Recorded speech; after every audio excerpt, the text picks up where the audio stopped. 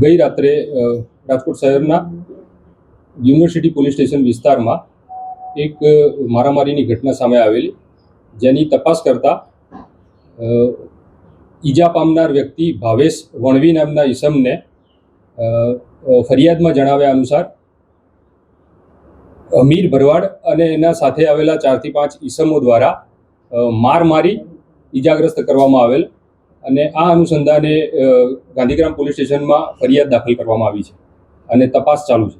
હા, મેં જણાવ્યું પ્રમાણે રાત્રે એને સિવિલ હોસ્પિટલમાં એડમિટ કરેલો.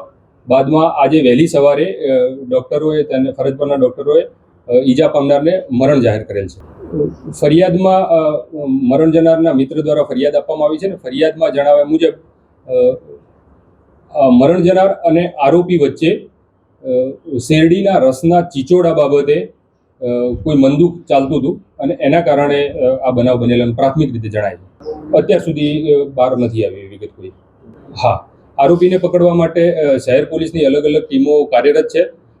પોલીસ સ્ટેશનની સ્થાનિક ટીમ, એ ઉપરાંત ઝોનની LCBની ટીમ અને DCBની અલગ અલગ ટીમો, ક્રાઇમ બ્રાન્ચની અલગ અલગ ટીમો આરોપીને ઝડપવા માટે પ્રયત્નશીલ છે.